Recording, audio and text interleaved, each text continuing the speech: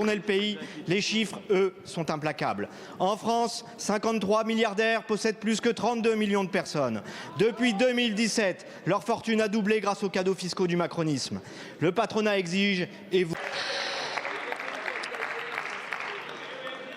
Quant à votre vision de l'écologie, monsieur le député, permettez-moi d'être extrêmement sceptique. Si vous pensez que nier la science, comme vous êtes en train de le faire, en ne regardant pas, en refusant de regarder ce qui se passe, par exemple sur les émissions de CO2 qui sont traitées dans le... oui, mais en fait, c'est de ça dont on parle. C'est de ça dont on parle. Vous parliez d'énergie. 60% de l'énergie consommée en France provient des énergies fossiles.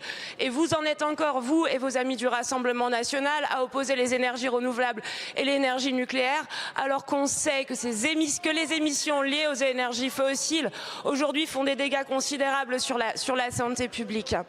Donc en fait vous avez toujours une position très dogmatique. Je ne répondrai pas à l'ensemble de vos affirmations, mais je crois que in fine la vision que vous portez de l'écologie ne sert pas les classes populaires que vous prétendez défendre, parce que les classes populaires sont les premières à souffrir de la pollution, sont les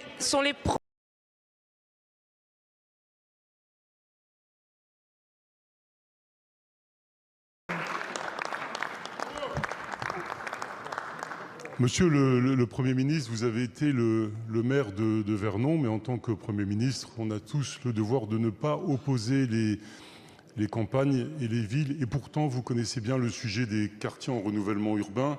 Des millions de nos compatriotes y vivent. Depuis 2003, des centaines de communes ont transformé leur visage. L'Agence de la rénovation urbaine a aidé la République à reprendre ses droits. Mais un territoire qui se relève peut vite devenir un territoire qui s'écroule. L'action n'a absolument aucun sens quand l'action n'est pas inscrite dans la continuité. Les zones de non-droit nous reviennent comme un boomerang. Imaginez des centres-villes réduits à des centres commerciaux en faillite. Venez sur place, venez y voir l'insécurité revenir, les trafics, les phénomènes de communautarisme qu'on avait réussi à endiguer. Cela se passe à Marseille, en Seine-Saint-Denis, dans les territoires d'outre-mer. Cela se passe aussi aux Aubiers à Bordeaux ou au centre commercial des Nations à Vendœuvre-les-Nancy. C'est maintenant, aujourd'hui, que l'Assemblée nationale doit statuer. C'est maintenant qu'une loi doit être construite, débattue et votée. Les investisseurs et les collectivités locales sont prêts. Et vous, Monsieur le Premier ministre, êtes-vous prêt à travailler avec nous, prêt à travailler ensemble, prêt à un calendrier, prêt pour donner une suite et pour assurer les maires dans leurs besoins immédiats? Il faut que les intentions se transforment. On a besoin de travailler de façon urgente à la reconversion de ce site pour éviter qu'on ait une friche industrielle et qu'on maintienne de l'emploi surtout sur nos territoires. Donc oui, j'ai entendu les intentions, oui, la réponse est satisfaisante puisqu'elle affiche tout ça. Mais maintenant, il faut qu'on travaille et qu'on transforme. Et donc, transformer l'essai, c'est faire en sorte qu'on réaccueille d'autres lignes de production industrielle sur ce site de Bosch. Aujourd'hui, il y a une vraie problématique sur l'industrie et l'accompagnement des politiques industrielles en France, parce qu'on le voit, ce n'est pas la seule usine qui ferme. Mais bien sûr, il y a un problème, sachant qu'on verse 211 milliards d'euros d'aide ou d'exonération par an sans aucune contrepartie. Donc, effectivement, le problème, c'est que les grands groupes ont des choix souvent financiers, et nous on n'intervient pas parce qu'on ne leur donne aucune contrainte. Et plutôt que de verser des aides sans aucune condition, exigeons des conditions, notamment de maintien de l'emploi sur nos territoires. On aurait les moyens de leur imposer des choses avec 211 milliards, c'est énorme. Et on ne le fait pas aujourd'hui, et c'est ce qu'il faudrait qu'on arrive à faire, c'est-à-dire à contraindre les entreprises, si au moins elles perçoivent des aides publiques, qu'on les contraigne à maintenir l'emploi sur nos territoires, ce serait le minimum. Est-ce qu'il y a une part aussi de cette politique? C'est du fichage. Ce site superpose délibérément islam, immigration et danger. Il transforme la religion musulmane en facteur de risque. Il désigne l'autre, noir, arabe, asiatique, comme un danger de grand emplacement. Et ce fichage n'intervient pas sans contexte. Alors que des centres de migrants sont attaqués et que des mosquées sont régulièrement prises pour cible, la parole raciste est devenue passage à l'acte, allant jusqu'au meurtre islamophobe d'Aboubacar Sissé assassiné dans une mosquée, jusqu'au meurtre raciste d'Hicham Miraoui de Jamel Benjabala simplement parce qu'arabe. Monsieur le ministre, la peur s'installe et il est à craindre que ce site facilite encore plus le passage à l'acte. Comment peut-on vivre en sécurité en France lorsqu'on est ciblé de la sorte? Peut-on encore vivre en sécurité en France lorsqu'on est musulman, lorsqu'on est noir ou lorsqu'on est arabe? L'extrême droite ne se contente plus d'attiser la haine de l'autre, désormais elle le cartographie méthodiquement. Monsieur le ministre, on ne sait malheureusement que trop bien où a mené, dans notre histoire, l'antisémitisme, la xénophobie, le fichage de personnes, de leur lieu de vie, de leur lieu de culte, simplement selon leur religion supposée ou réelle. Le fichage religieux ou ethnique n'a jamais été une statistique, mais toujours un choix politique. Quel sera le vôtre avant qu'il mise? Madame la Présidente, Monsieur le Premier ministre, y a-t-il eu, oui ou non, 387 kilos de cocaïne achetés par l'État, puis revendus à l'insu des magistrats suite à l'échec d'une opération? Et est-il vrai qu'une partie de l'argent de la vente aurait été cachée dans les locaux de la police? Je vous remercie, Monsieur le député. Monsieur le ministre de l'Intérieur, Laurent Nunez.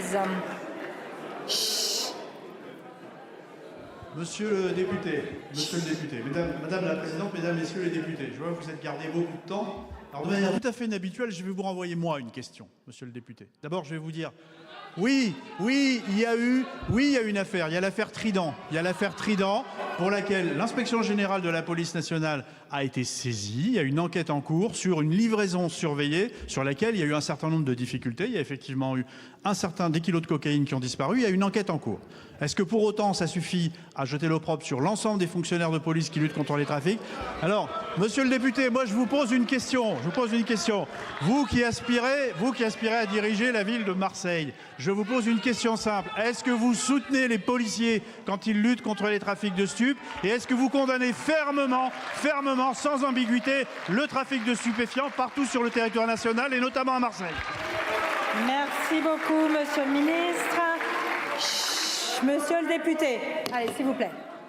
Quand la presse d'extrême droite bollorisée m'attaque et m'accuse, vous faites le relais de la presse. Par contre, dès qu'il s'agit de reprendre l'excellente investigation de Mediapart sur l'opération Trident, vous n'avez plus de réseau. Je vous sens mal à l'aise, Monsieur le ministre de l'Intérieur. Très mal à l'aise avec cette prétendue opération antidrogue menée entre la Colombie et Marseille en 2023. Cette prétendue livraison surveillée de cocaïne pour permettre l'interpellation d'un trafiquant majeur de ce pays.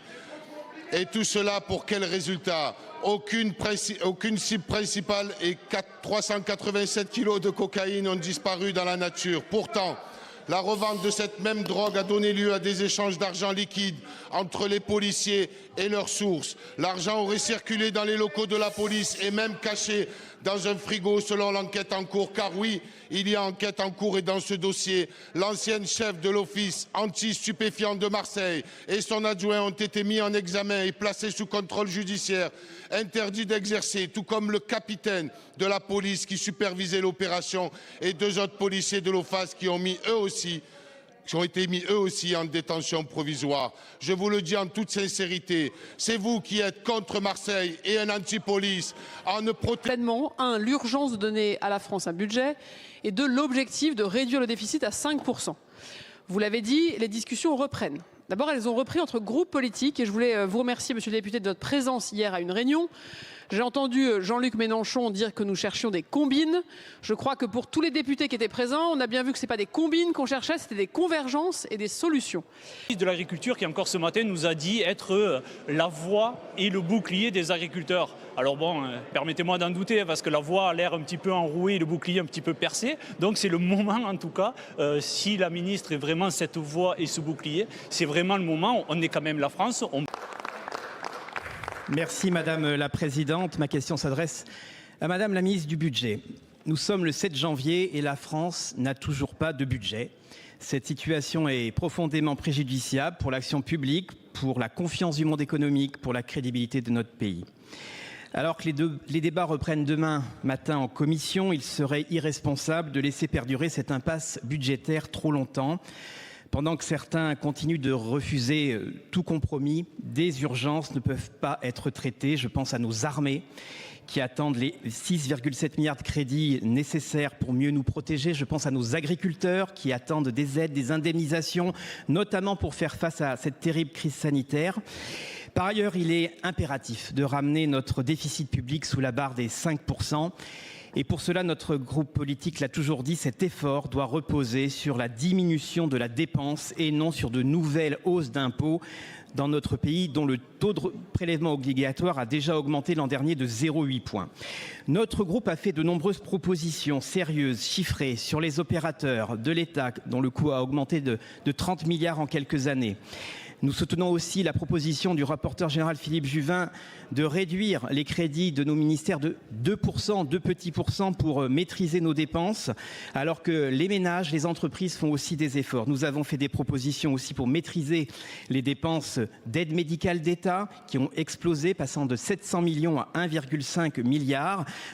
Que sont devenus les décrets de François Bayrou qui étaient signés, qui n'ont jamais été publiés en la matière? Qu'attendez-vous aussi pour mettre en œuvre les propositions responsables du rapport Stefanini-Evin, monsieur Evin qui est un ancien membre du Parti socialiste? Nous ne pouvons pas demander des efforts aux Français sans que cette AME soit réformée. Madame la ministre, ma question sera simple. Irez-vous dans cette voie de la réduction de la dépense et prendrez-vous vos responsabilités pour donner rapidement un budget sérieux et responsable à la France? Merci beaucoup, monsieur le député. La parole est à madame Amélie de Montchalin, ministre des... Alors qu'ils remplissent dans le respect du droit maritime international l'impérieux devoir de sauver des vies, comment comprendre le silence assourdissant depuis ces attaques? La Méditerranée ne peut pas devenir un espace de non-droit où nos principes et des êtres humains... Des Outre-mer. La semaine dernière, à la demande de notre président Gabriel Attal et à l'invitation du député Nicolas Metzdorf, nous étions avec une dizaine de collègues Renaissance en Nouvelle-Calédonie. Nous avons vu un territoire meurtri par les émeutes de 2024, des Français traumatisés, des entreprises détruites, des familles qui vivent encore dans la peur que les violences recommencent, des entrepreneurs qui veulent reconstruire et investir à nouveau dans le territoire. Nous avons dialogué avec la quasi-totalité des forces politiques qui ont fait d'immenses concessions pour parvenir à l'accord historique de Bougival et sont allées à l'extrême limite de ce qu'elles pouvaient accepter avec la création d'un État, une double nationalité et des transferts potentiels de compétences régaliennes. Nous avons aussi entendu une incompréhension profonde, celle de citoyens qui ont voté 3 fois pour rester dans la République française et qui voient aujourd'hui l'État hésiter à faire respecter leur choix démocratique. Nous avons rencontré des Français nés ou installés en Nouvelle-Calédonie depuis plus de 25 ans qui partagent notre citoyenneté. Nous avons le même passeport, les mêmes devoirs, le même attachement à la République, mais ils restent exclus du droit de vote aux élections locales. Cette exclusion, Madame la Ministre, que nous n'accepterions dans aucune de nos circonscriptions, la France continue de la tolérer là-bas.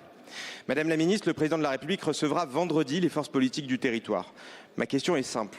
L'État va-t-il appliquer l'accord de Bougival et mettre fin à ce gel du corps électoral qui prive des citoyens français de leurs droits politiques?